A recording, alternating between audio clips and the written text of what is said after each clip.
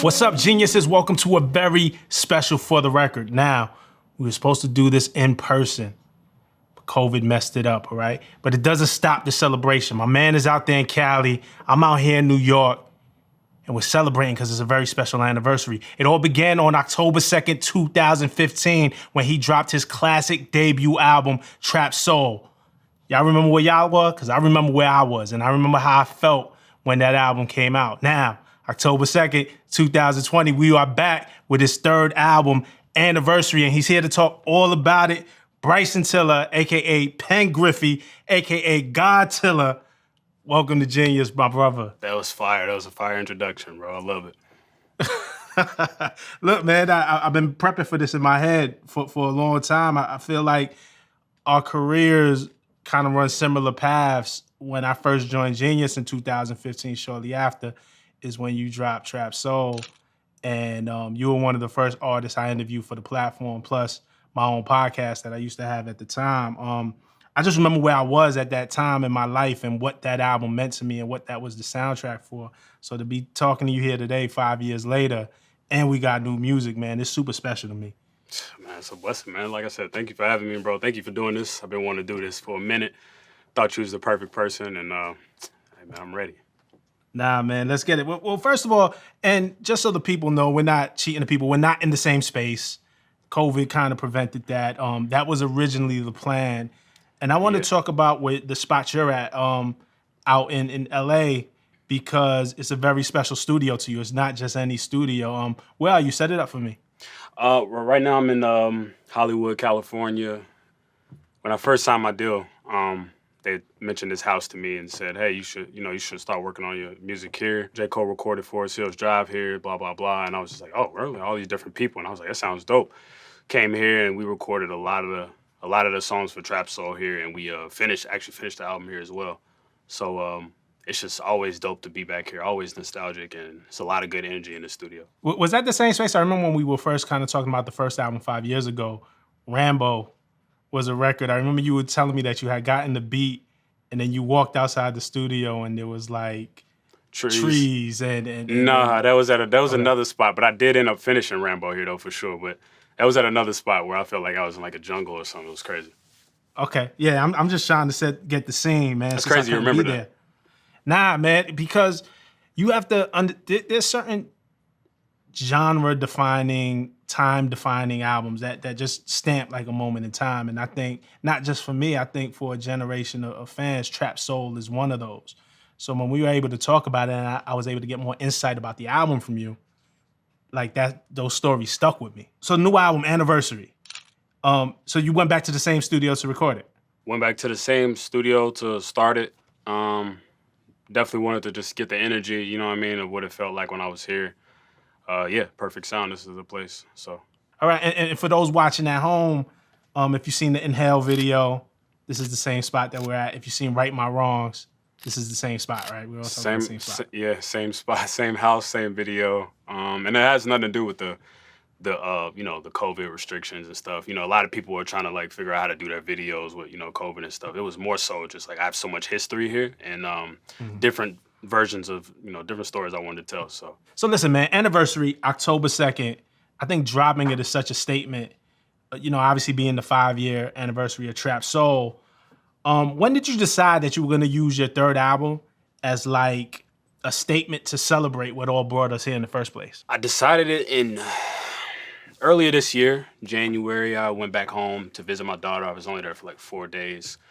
Got a call from the lawyers and was like, hey, we need to do a deposition. I had been working on another album for about 3 years. And ever since I finished True to Self and I finished the tour with SZA, got back home and I was like, all right, I'm gonna work on this album called Serenity. This is the album where I finally got a peace of mind and I can make music freely without caring about anything, you know what I mean? Or caring about people's opinions and stuff. For 3 years, man, I built up I built up the Serenity catalog and I was just making so much music for it, but I was just never really feeling it.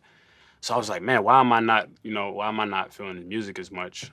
When I got to that deposition that I was telling you about, we were at I was thinking about it and they were showing me all these dates. They were like passing me, oh, do you remember saying this on October of 2014? Or do you remember when you sent this email? And it was like, I remember they had screenshots of my songs when like the plays were really low, and I was just like, yo, this is so crazy just to see. Like, dang, like it's been 5 years, and I remember I was in that deposition about 12 hours, and I was just so obviously I was just so inspired to get back in the studio just to really change my situation and what was going on. And on the way back home, I was driving. It was in Lexington. I was driving from Lexington back to Louisville. And it's crazy because on my drives from Louisville to Lexington or vice versa, like I always get inspired and have ideas. Because it's like a 45-minute drive, not long, but it's a drive, maybe an hour. It's 45 minutes, bro, because you drive fast. Yeah, I know, right? Yeah, exactly. It's a straight shot too. Yeah, Right. that same drive is where I got the inspiration to make Exchange. So on the way back, I was just thinking about all the dates and stuff that they were showing me, and I was just like, man, I said, I want to pay homage, you know what I mean? Just to like do some type of homage to like, just the 5 years. Like I feel like the time, all the dates lined up and it just felt like perfect timing. I was like, let me take a break from, this Serenity album that I've been trying to work on and actually just go and make a new album, start fresh. I was talking to people that was like, oh, maybe start on a new project. And I was like, nah, this was it. You know what I mean? I want to do this. But when I finally did decide to take that break from, that album and work on something completely new, I just started having a ton of fun. Is everything okay? The deposition, it sounds serious. Oh no, yeah. 12 It was just some legal stuff I've been dealing with for the past 5 years. You know what I mean? It's done though. Okay, good. I'm glad. Did you hit him with the Lil Wayne? You remember the Lil Wayne deposition when he turned to the guy and said, he can't save you. Yeah, I love that. I love that deposition. And I was trying to be as nice as I possibly could, but when they keeping you in there for about 12 hours and they're intentionally waiting to hit you with all the stuff at the end, you know what I mean? It's kind of like, dang, I'm getting a little irritated, and my daughter's texting me like, Daddy, I really want to see you today, and I'm just like, man, this is making me mad that I'm here with y'all and I'm not with my daughter, but it's all good. I love these conversations because it really shows how much of a creative you are to even be in a situation as frustrating as that and get the spark of creativity for a direction to go in the new album. And the new album is fire. Thank you. Like, Anniversary is really dope, man. I really enjoy it. It's still new. We still just got it, so we're living with it. We're defining ourselves to it. But from what I heard, the few times I heard it, it's like, damn, I really fuck with this album. So it's dope to see that it came at a time like that. Even just you talking about Louisville to Lexington, and then you drop, that's where I wanted, I got the idea to do Exchange. That's even in the Exchange lyrics. Went from Louisville to Lexington, mileage. Like, so as you're talking, I'm starting to see how your mind works creatively and how even just your everyday life winds up into your songwriting and into the recordings. Right, yeah. Nah, man, I'm very, I like to do different types of projects, like, I feel like when I made Trap Soul, I was like, all right, I want to make a project like this. And I remember when I first made Trap Soul, I was nervous to call the album at that time. But I was calling it a mixtape. I was like, yo, this is a mixtape. Because, I just felt like an album was supposed to be more in a way. And it was kind of like a way for me to kind of cover up, people, the criticism. Because it's like, oh, if they criticize, I could just be like, oh, it was just a mixtape. No worries, you know what I mean? Mm-hmm. And, they did end up criticizing it, you know what I mean? But I feel like I came out on top in the end, I'll say. You know what I'm saying?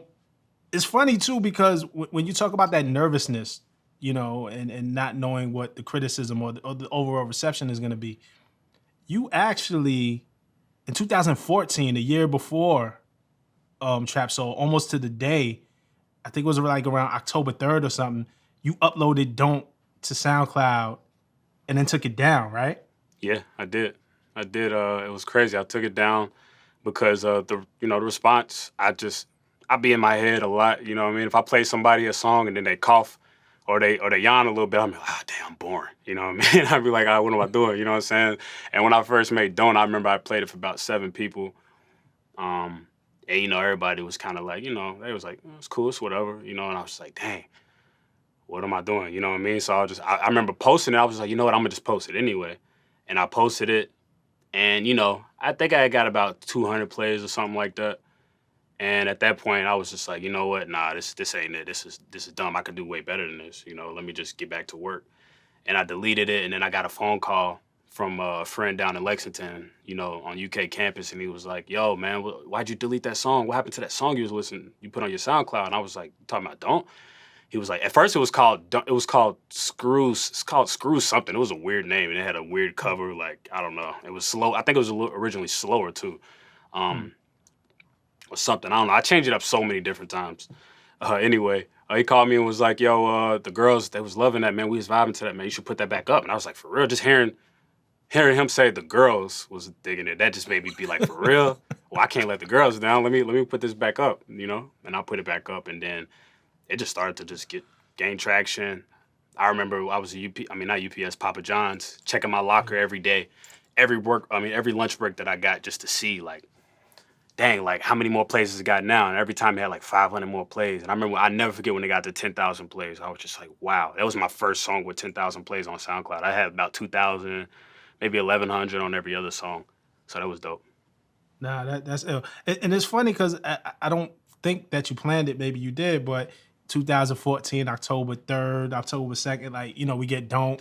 A year later, we get Trap Soul. 5 years later, we're at Anniversary. I like to think the universe kind of works and like, you know, timing is everything.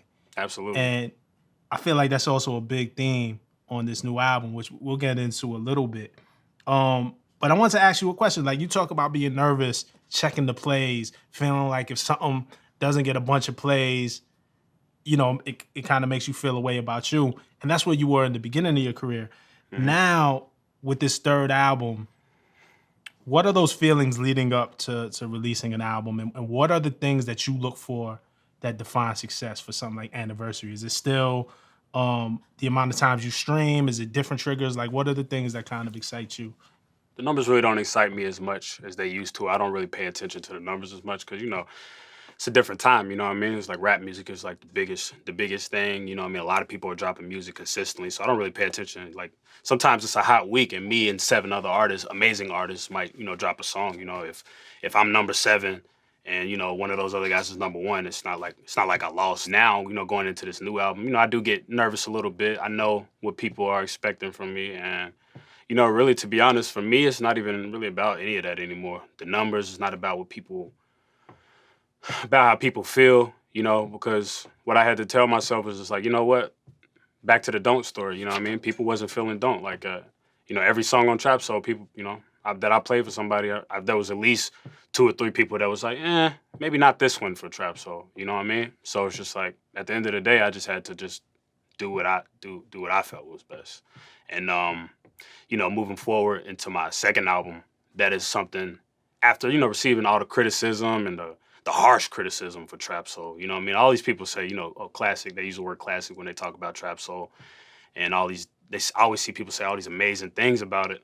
But, you know, when it came out, it wasn't like that at all. You know what I mean? And that really had me like, it really changed the way I kind of view myself as an artist. I was just like, dang, you know, I thought I was doing it right. You know what I mean? I read this long article on Complex that was like, this dude was like going in on me about how bad Trap Soul was. And then you know, I see tweets like, "Oh, Don't is the only good song," and it just made me. That was like my truth for a while. I was like, "Okay, I suck. Let me get back to work." But you know, doubting myself so much, and like I said, I was going through all the other, you know, legal stuff, personal stuff. I started to kind of put the creativity into other people's hands. Like I remember when we were making the second album, True to Self, I was just like, "What's your top? What do you think?" I was just making a bunch of different types of songs. You know what I mean? I was just like in there, just like whatever. You know what I mean? It wasn't really feeling it, kind of being lazy. Um, But yeah, I would put the you know the creative control and power into like you know my team's hands. I'm like, yo, what do you think? What do you think? What do you think? And we just put like 20, a whole bunch of songs on there, and I feel like it could have been less. And yeah, sorry, I'm long winded, but Nah, this is dope. I would never stop you anyway, because what I'm telling you is this is, first of all, you talking is rare. like you're a guy who you know, and we'll talk about this too because I think it's on the album. I don't think you run to the fame. I don't think you run to the camera. I don't think you run to the spotlight. It's more that you present yourself when you have something to say. You know, when you have something you want to express. So just hearing you talk and hearing how your mind works and the things that you go through are super interesting. Um, in the lead up to all this, we got the deluxe version of Trap Soul with some bonus joints. And we got a new video for Right My Wrongs. You know, in watching it, it kind of made me think because it kind of sets up where we are in this moment, right? And again, it's looking back in the beginning. At the end of that video, you know, the whole storyline, all the fans have seen it. The girl leaves you at the end, and you're thinking to yourself, you're about to miss the best part. Like, what are you doing? You're about to miss the best part. Um, did she miss the best part? What happens after Trap Soul comes out, and how has your life changed? And you know what I'm saying? Man, I was busy all the time. It's crazy because after Trap Soul came out, the first thing I started hearing from my manager Neil was, we gotta get on the road. We gotta go perform. We gotta perform. I had never performed before, and I was so nervous to do so because I was like, well, I performed once at like an ex girlfriend's birthday party, and I got booed off stage, and it was just like uncomfortable for me. And that was kind of like when I decided to take a hiatus from music at that time. That was like Mhm. 2012 maybe. I was like, oh, you know what? I'm gonna take a hiatus from music and come at the music a little differently. You was Anyways, dating her at the time, and it was her yeah, birthday party, yeah, it was, and it was just and they boot. uncomfortable, but yeah, it was Did uncomfortable. the relationship make it after that? Yeah, yeah. No, it had nothing to do Okay. with her or anything. It Okay. was just but anyway, after Trap Soul came out, man, I was just doing a lot of performances or trying to get ready for performances. And the main thing, I was so scared to even get on stage. They had to push. I remember my Trap Soul, not Trap Soul, with the Travis Scott rodeo when I was opening up for that. They had to push me out on stage on my first time. You know what I mean? It was like, go. And I was like out there and it was like too late, but the fans started screaming. So I was just like, okay, all right, cool. And I started performing Break Bread and they knew Don't. And I was like, this is cool. So I spent a lot of time like just trying to get comfortable with being a performer. And it was really hard. I used to have like these scripted like lines for stage. I used to say the same thing every show because I just didn't know what to say. Like I'm so awkward and at times and I don't know. It was crazy because a lot of people were requesting. There was one show that we did, and it was like, man, the show was just so short, and there was a lot of complaints and stuff. But I didn't have any music. It was like I Mhm. literally performed the whole Trap Soul, most of it anyway, and I didn't have any music, and I didn't have time to make music. So that's probably like one of my biggest regrets. I wish I could have made more music during that Trap Soul after Trap Soul came out. Like I didn't get a chance to because I was so focused on touring. Now I remember seeing you at Radio City performing right after Trap Soul Wa- in New York. Was that when I had the leg brace? Yeah, Yeah, yeah, it was. yeah, Yeah, yeah. because I You performed know what there I'm saying? twice. Yeah, yeah, okay, Yeah, yeah. you did 2 nights. Humble snug. He's like, yeah, I sold it out 2 nights. Yeah, it's What, crazy. what It's a questions blessing. do you have? Um, going back and I can't wait to see you perform again because I would love to see the progression of first of all, there's way more catalog between True to Self. You know what I'm saying? The records that come out in between and now anniversary. So the first chance we get to see you on the road, I'm right there. But I want to get into this new album. Years Go By starts it off, right? And I had alluded to earlier, I started picking up on this theme of time, right? And Years Go By is kind of a message of time. And plus I feel like it has an urgency to that record, especially as an intro or something that you hear first when you turn on anniversary. Um, what is it that you're racing against? Like, what's the whole time tie into this album for you? Well, one, if it flies by, just to look up and see 5 years have gone by, it's just like, wow. Like, I've been in the music industry for 5 years. That blows my mind alone because it's like I used to work at, Papa John's, living a normal life. And, to come in the game, I feel like I took a lot of things for granted. And one thing I really noticed with my second tour, with the True to Self Set It Off tour, um, the fans was just loving it. They was rocking with me regardless. They was like, yeah, we don't care. People might say this about you, but they was still pulled up to the shows and we was turned. But just thinking about, like I said, you said time. It's just crazy, man. So many all the things I took for granted, and looking back on it, man, I just wanted like a second chance. I was like, if I had another chance to do this all over again, how would I do it? That's just kind of how I was looking at things. If I had all the people that I was working with before that was rocking with me in 2015, getting Drake on the thing, me and Drake were working together in 2015. I just like really wanted to give people like, dang, here's like a blast from the past. Just wanted to give them that. Speaking of Drake, man, I was gonna get to this later, but out of time. Again, we're talking about the time theme, right? And it shows up in so many different ways. If you watch the Inhale video, you're ripping the clock off of the wall. Always forever is like a measure of time. Years go by is a measure of time. We hear the tick tick, we hear the alarm clocks. Like there's all different kind of like Easter eggs throughout the album that reinforce the theme. But out of time, when I heard that, first of all, I didn't know Drake was on it. None of us did, right? You just press play. And I was like, yo, is that? And then kind of had to do the rewind. And it made me think of 10-9-14 with just doing the lyric, like, yo, the recognition from Jizzy alone. I remember when they slept on me, memory foam. So, 5 years ago, you were just talking about, getting a pair of OVO J's from Drake, just him reaching out, kind of like maybe showing you the ropes or just giving you good advice. And the recognition alone was worth everything. Here Comes Out of Time.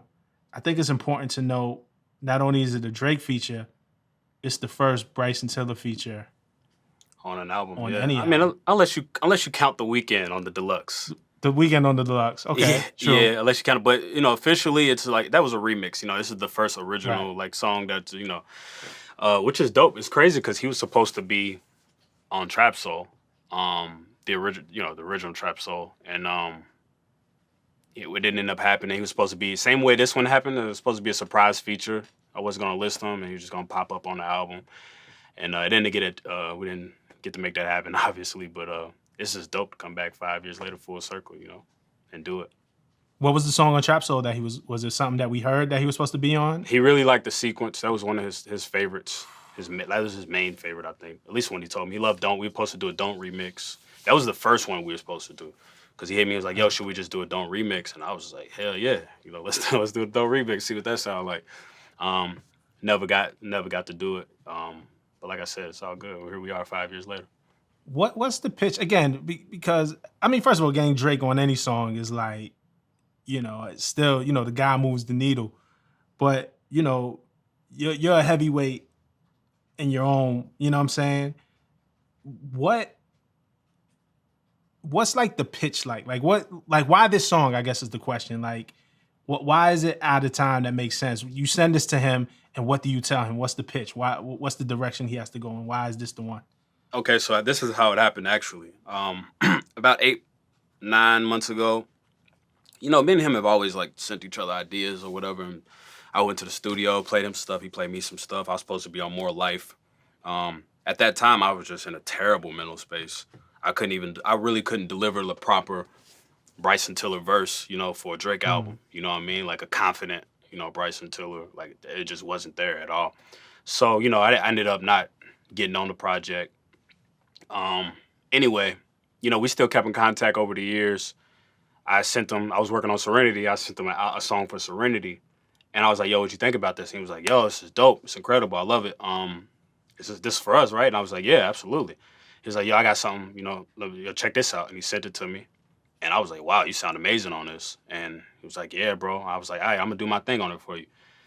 So I sat on it for a while, and I kind of found myself in the same place that I was when we first started collaborating. I was like, yo, why am I not 100%? I don't want to even come on this song if I'm not really feeling it. You know what I mean? I don't want to get on here and be in my head the whole time. Like, oh, am I good enough to be on the song? Like, I didn't want to think like that. So I kind of was just sitting on it for a while, maybe waiting on his verse to come back for the other song that I sent him.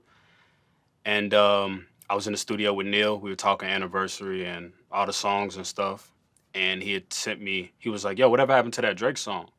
He was like, that shit's hard. And I was like, oh, let me play it real quick. So I played it for him, and he was like, man, that shit's hard. I ain't gonna lie. I don't feel like that shit would ever come out without you. And I was like, dang, he's like, it really sounds like you're supposed to be on it. So I was like, really? Okay, dang. I was like, all right. He left the studio.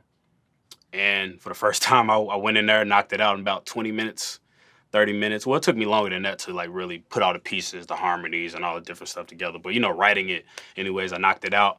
I was like, yo, Neil, I finished it. He was like, for real? And I played it for him. He was like, yeah. So I was like, dang, this is dope. I like it. The time, it was perfect. You know what I mean? The song he said Out of Time. And I was like, yo, it's kind of perfect. So I was like, you know what I'm going to do? I was like, I said it to him. I was like, yo, what you think about this? He's like, yo, I love it. I was like, yo, can I use it on my album? He was like, yeah, let's go. Let's go. I'm hyped. So that's how that happened. That's fire. It's funny too because y'all, and you can really hear the chemistry on that song and why collaboration makes sense. Also, you saying that he was supposed to do a Don't remix makes sense. Like you can hear kind of the similarities of where you guys could fit and mesh. But I really also respect that you're two different type of artists. And I think this is important. This is the part that's important for young artists to hear, right? When you talk about, and not the part about you doubting yourself or whatever, because dog, I'm one of your biggest fans. I think you're phenomenal. But Drake is a guy who, ever since he dropped in 2009 with So Far Gone, when he officially arrived, he stayed present. He's kind of never left us. We've seen him every year with something. You're, you started 2015 officially. Drake has way more years under his belt, but you don't pop out as frequent as often. And I think that's okay. You know what I'm saying? Talk about the balancing of your life and the music industry and the art and your creation, because I feel like young people need to hear that too. That go go go go go is great, but it always doesn't have to be that if that isn't who you are as a person. Absolutely, man. You gotta really, if you're not feeling it, I always tell people, if you're not feeling it, you feel like you're forcing it in the studio, just get out of there. To be honest, just leave the studio, go do something else that you really enjoy doing, whatever that is, whether it's gaming, whether it's sewing, whether it's, dancing, whatever. When I first started, I was kind of ready to be in go mode. I was like ready to just keep, feeding them music. I got signed to a label. I was like, dang, I get to make albums, for a living. This is crazy. Like, dang, I've always wanted to do this, and it was surreal to me. But like I said, after I saw all the criticism for Trap Soul and, this, that, and the third, and it made me kind of, like I said, it made me look at myself differently. So that made me that triggered like my depression and a bunch of other stuff, like personal, legal stuff, whatever. That's why I decided to take, some time, and not only that, but, True to Self came 2 years after Trap Soul. But the thing is, when I was after Trap Soul, I was busy for the whole 2 years. You know what I mean? I was touring nonstop all the time, you know what I mean? And barely ever had any chance to make any music. Um, but, the people really wanted the music, and the team was just like, I was in a situation to where it's like I had to put out an album with a deal, a touring, some touring stuff that had going on. It's the music business. Yeah, you know how it goes. I had to put out an album, and I really didn't want to. I didn't know what I wanted to do, because when I go into making an album, I like to have a subject. I like to be like, all right, what is this album? What is it about? You know what I mean? Like, for example, like I'll just say it. I don't care. I have an album that I want to make called When Stars Align, and that's just me with all features. The whole album features. You know what I mean? Me and other stars. You know what I mean? Just having fun, collaborating. All features. And going into that, I like to think about different things, astrology, when stars align. You know what I mean? I think about all these different, the words that I could use, you know what I mean, when I'm making that album. But going into my second album, I didn't know what to do. I was like, yo, what am I gonna do for this album? You know what I mean? Because I don't, it's not like I'm gonna make Trap Soul, 2, or like what's the next chapter for me and why so soon exactly. I never really understand why I had to go like right away, because I wanted to take some time to really think about what I wanted to do next. Making this album in particular really just made me realize how fun it is. I was like, wow, music, I love music, man. Like, I love being in the studio. Like, the possibilities are endless in the studio. Like, I can make whatever.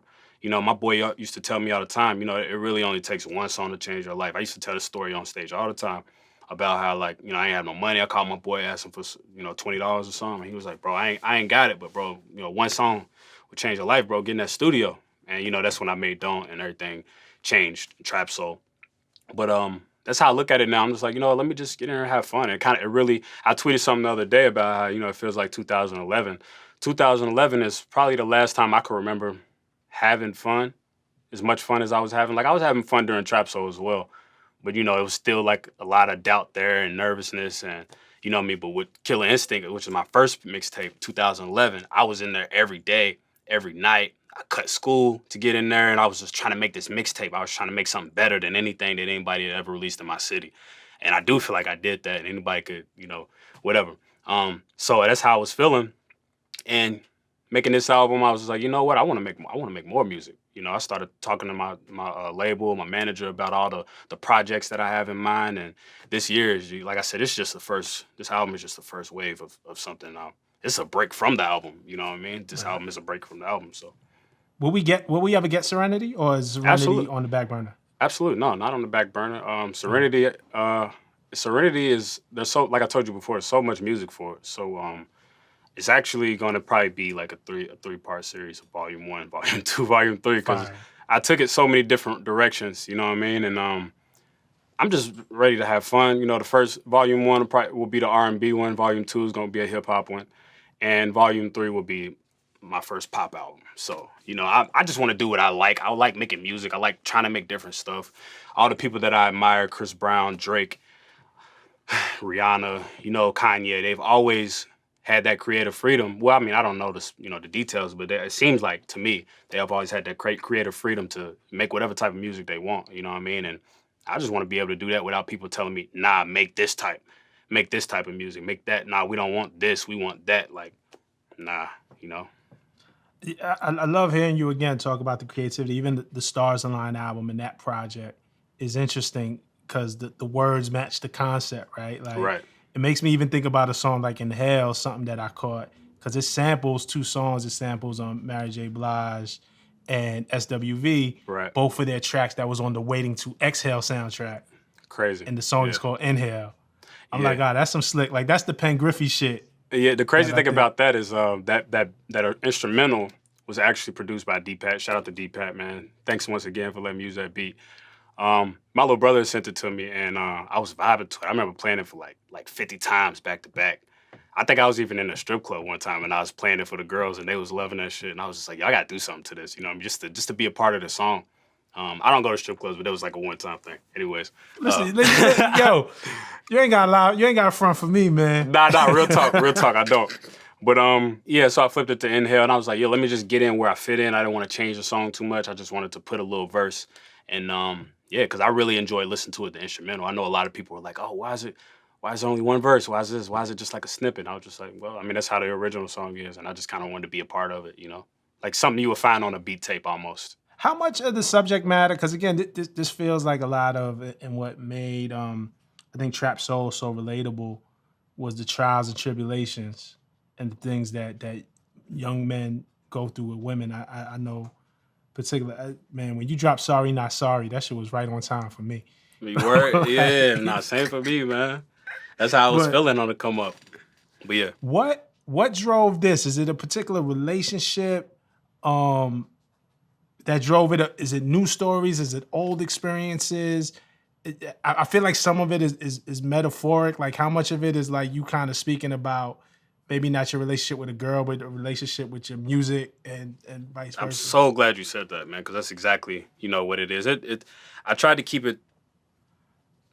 I wanted to. It's crazy because it kind of happened accidentally. I was listening to the album back, and I was like, "Yo, this is how I feel about music in a way, or about my fans." You know what I mean? The last song, Next to You, is like I want to be next to my fans. You know, it's about a specific person, um, but you know, I want to be next to my fans, or I'm ready for you.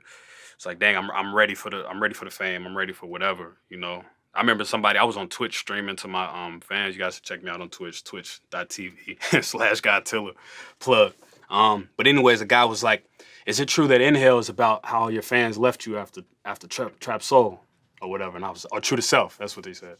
And I was like, "Dang, that's crazy you say that." I was like, "Hey, maybe you should listen to the album with that perspective. That's kind of a cool perspective. Listen to it like that." But old relationships, new relationships, relationships that I want to be, you know, I want to be over with that aren't quite over. Oh, well, no, they're over, but you know what I mean. You know how it is. Right. Yeah, A lot of this too is you talking about lifestyle and enjoying the lifestyle, like timeless interlude. You know what I'm saying?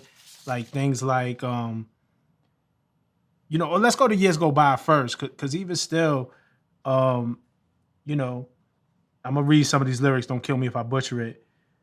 But you don't live for this life, girl, I know, but this the life I know. Guess it took a little time to grow on her, but I've still grown since then, and I promise we're gonna keep it solid. Keep away from all the monsters. Fuck all this nonsense. No divide and we conquer.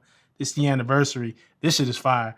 Sang that shit like Tony sang the chorus and the verse for me on some Tony, Raphael Sadiq anniversary. I Like appreciate I it. caught all of that. But Yeah, yeah. kind of that thing, no divide and we conquer. Like, you going on timeless interlude, think I live a flashy lifestyle, but really life is flashing by. 22, go get it now. 27, hold it down.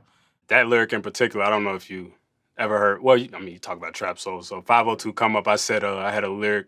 I'm 22. I gotta get it now. And that was how I felt at the time. I'm like, I'm 22. I gotta make it happen, man, for my family, you know, for everything. And now I'm just kind of like 27. I'm trying to keep it. You know, I'm trying to keep everything. It's a recurring theme in the whole album about, you know what I'm saying? Like not Yeah, for sure. indulging, but not getting too caught up in the lifestyle to maybe where you lose yourself. Or maybe I'm reading it wrong. You know what I'm saying? No, I did. I definitely lost myself plenty of times during, you know, that whole era. You know what I mean? Just all the things that I was just exposed to that I'd never been exposed to before. Right.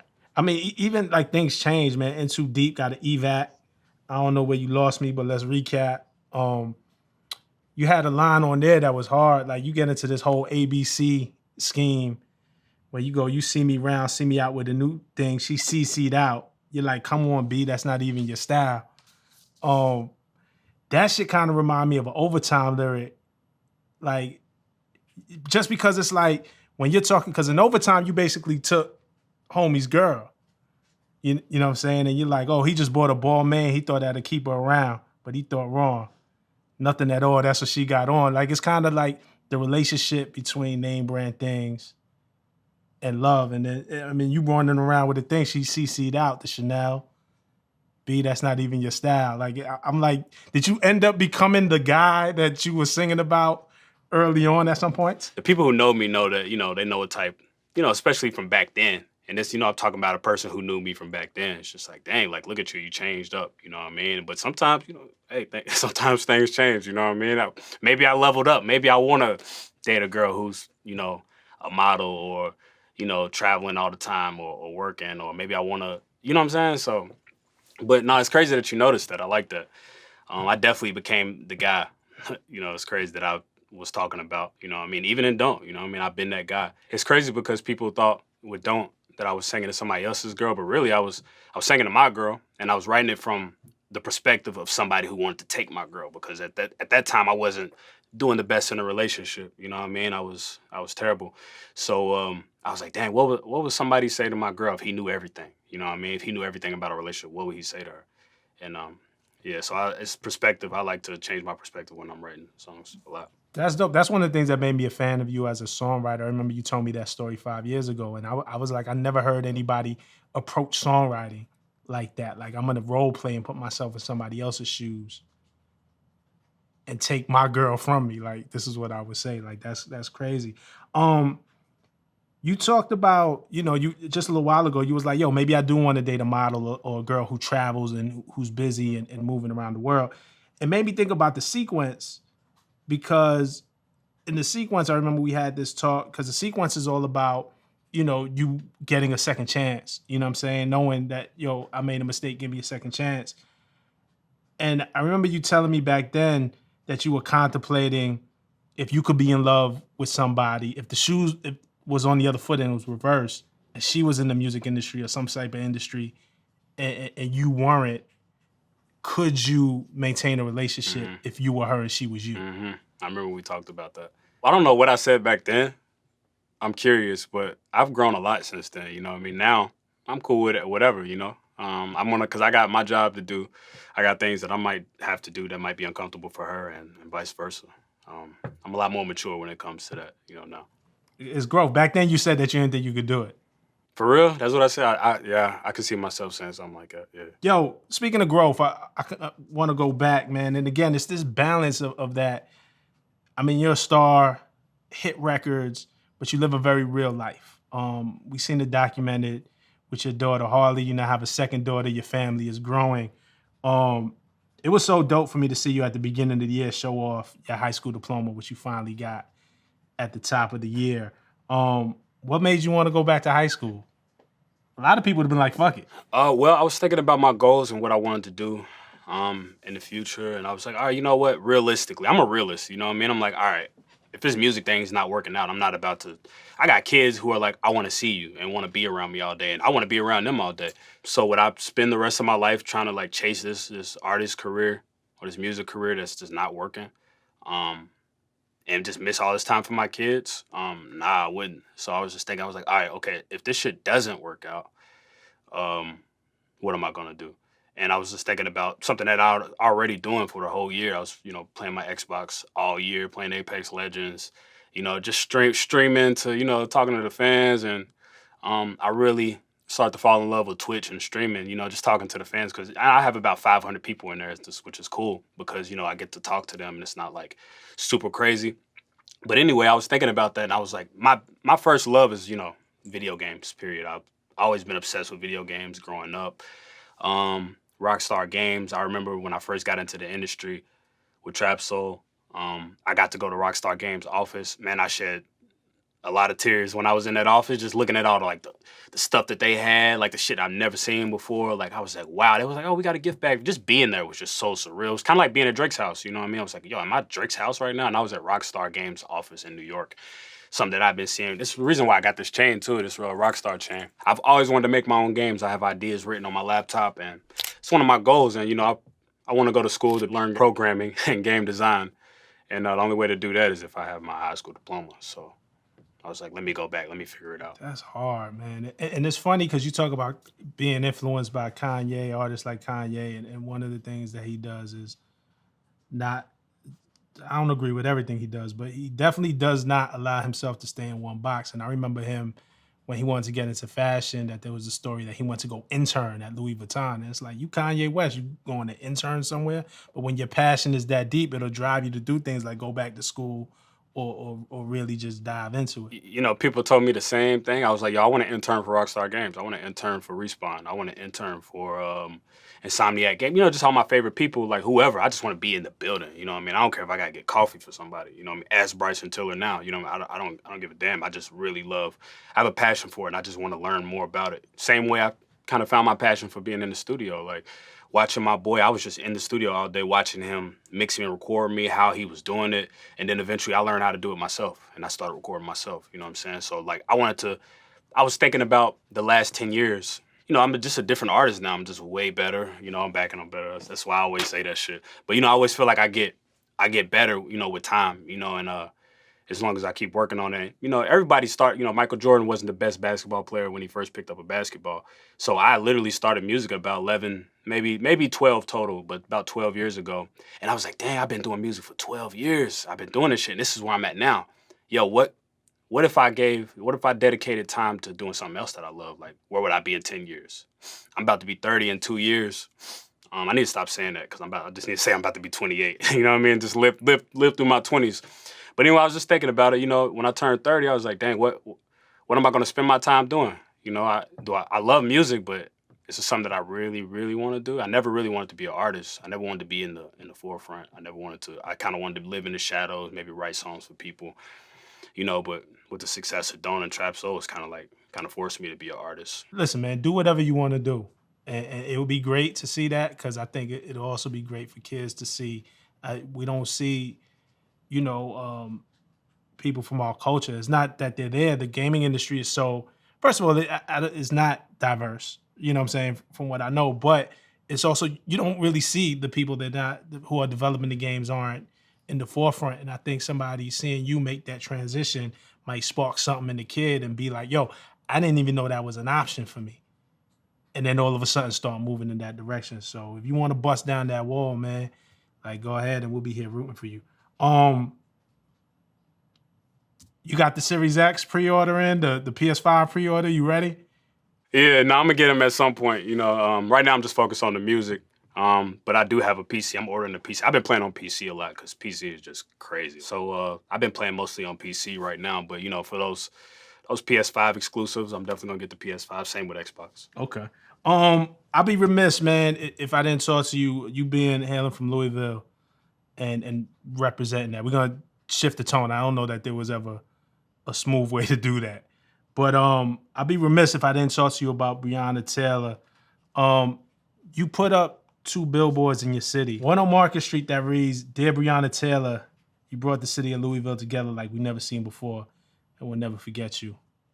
Signed, Bryson Tiller. What is it about this moment that we're in your city being the epicenter? Can you just talk about the feelings around that? I mean, I know just across the world, there's frustration, there's anger, there's sadness, there's inspiration to push for change. How have you been processing all that has happened with that case and the terrible news that we've gotten regarding it? It's crazy because when you see it happen in places like,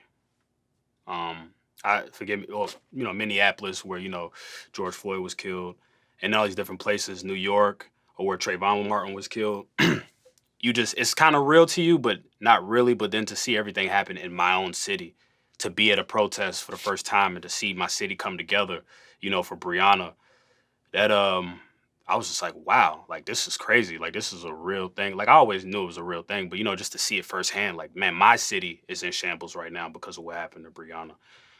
It was just a moment for me. It's just like to step back and just like I need to learn more about this because it's closer to me, than I think. Like I've dealt with racism even growing up. But I guess I kind of never really took the racism seriously towards me because I was just like, dang, it sucks that that still happens. It was like a normal thing in Kentucky, for people to just be racist or to act a certain way towards you. Um, but I just think the city right now. Um, I just wanted to put those messages up, man, just to let people know that I see everything. I see what's going on, and I'm a part of it. And I try to be more informed on what's going on. Um, it's inspiring. It's inspiring to see what Brianna has done and that the love that everybody's showing. From people all around the world. It's crazy. You called it the epicenter for it. And I was just like, wow, my city is where I'm from is the epicenter for something like that. That's crazy. Right. And it's sad to hear you talk about even accepting of the racism that you've encountered in Kentucky as just a normal thing. And I think the black experience in America, a lot of it is just like, and America as a whole accepts it, like as you know, racism is as American as apple pie. It kind of feels like. But at what point does this shit change? Like, at what point do we change it so your kids don't have to go through it? My kids don't have to go through it. So to the point where we don't get another Breonna Taylor um, incident, and I think that's what the fight is about. But it's dope seeing you use your platform in that way, use your celebrity, use your, and I think even more than platform and celebrity is that you use your expression in that way, because that's not tied to fame. Your expression is your expression, and we all have it. More people might be watching you, but it still comes from your heart. You know what I'm saying? Yeah, exactly. And I know that I had a moment right now where people were watching me, so I was just like, this would be the perfect time for me to say something, if anything. Um, yeah. Nah, man, we commend you, and we commend the growth, and I think we appreciate it. Like I believe too, a lot of times, like it's dope when our favorite artists speak up, and do stuff. Sometimes you feel like though, there are also leaders and activists who do this every day. So those are the people I look to. Right. Some artists speak up, and it's like, oh, I wish you would have probably stayed quiet. You know what I'm saying? Yeah. Or something like True. that. But man, what you did was dope, and it was inspiring to see, and I think will just inspire people to further the movement. Right. Thanks, man. Nah. Lastly, I guess we close out, man. Anniversary. What? Because you're just a different cat, man. What's the measuring stick for you? What will, when it's all kind of said and done and the smoke is cleared, and this album, people have taken it in, what will you look back at to make you feel like, okay, this was successful for me. This was what I intended to do. To be honest with you, I already feel successful. I already feel like I did what I was supposed to do, which is work hard. Go in there and have fun with it. That's really all you should ever do in the studio. Have some fun. Um, I always say, I feel like people in the beginning with trap soul kind of, suck the fun out of what I do. You know what I mean? Like literally took, oh no, I don't like what you're doing here. I don't like this. I don't like that. Change this. Oh, I'm disappointed in you. You know what I mean? Kind of just took it. Kind of made the fun job turn into a job that it wasn't fun. And I was just like, dang, like what do I do now? So I feel good about it. I'm happy. I already feel successful. Whatever people are going to feel, however they feel, regardless. I don't, like I said, my vision, like the way I look at things is kind of different because people have told me, that I was a one hit wonder. You know what I mean? But when I look at Neil's walls and I see all these plaques for everything, so I'm just like, how? It just nothing makes sense to me. You know what I'm saying? So anyway. And even with Trap Soul when it came out, I always see people talk about first week numbers and this and oh, he's only expected to do, like I always see these blogs reporting what somebody's expected to do. And I'm just like, why do numbers matter to people so much? You know what I mean? Because when Trap Soul came out, it sold like 15,000 units the first week, and they was like, oh, not bad, and obviously I was a new artist, so that's expected. But over time, it just did that like every week for like consecutively, just like for the whole year and still doing it. And with True to Self, it was like, I think I had the number one album that week. And I don't know. I just kind of don't. I don't really listen to what anybody has to say now. You know what I mean? I'm thankful, for my for all the blessings that I receive. I really feel like I'm on cloud nine. I can thank my grandma for that up in the above. You know what I mean? Talking to God, personally healing me feels good. I'm just ready to get started on the next album, man. This is a different era for me, man. Like, a lot of people always say, oh, you go missing after you drop an album. I don't even want nobody thinking that I'm going missing after this album, regardless of the reception or any of that. I'm just gonna make music because one, I got other goals in life that I want to achieve, gaming, all that stuff that I want to do.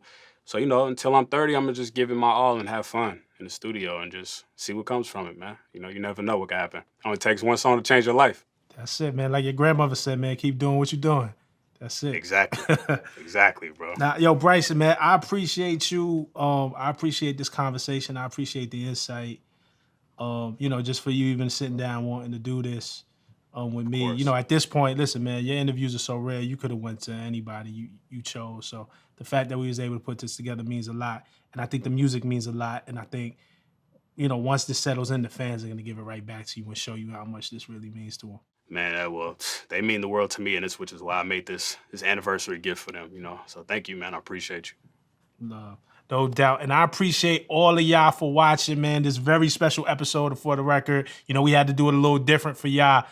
I'm going to be in the comments, all right? So let me know off anniversary what your favorite songs are, what's your favorite lyrics, the fly shit that y'all caught, and I'm going to be in there responding with y'all. Wait, what's your favorite song? Right now, let me Just look at one. the Just track pick list. one. Just pick one. Just one. Damn. Right now, it might be Timeless. Really? Yeah. Wow, Chase. My boy Chase would like to hear that. But it's crazy because I almost didn't want to put that because people are, fans, they're like, oh no, don't rap. But for me, it's just like I would never I'm not gonna get on there and start talking about, self-made, like a song like that on a project like this. But I just like a 10-9-14, there's some things I just have to say. You can't say it, sing it, you know what I mean? Like, But those are some of my favorite songs just when you was talking shit on Trap Soul. And again, the way it weaved in and out of that. But Timeless right now is my favorite. But, it's going to change. There's a couple on there, man. Years Go By, I think it's super dope. It inspires me, especially the part in the beginning when we're talking about, listen, man, you could let 5 years go by and not do nothing. Then what? You know what I'm saying? Like, super inspiring. So I know you said only one. I snuck two in there. So as years go by, Timeless right now. yeah, nah, I love that, man. Thank you so much, bro. Thank y'all for watching, man. Tune in for the next episode of Genius For the Record. I'm Rob Markman. That's Bryson Tiller. Peace.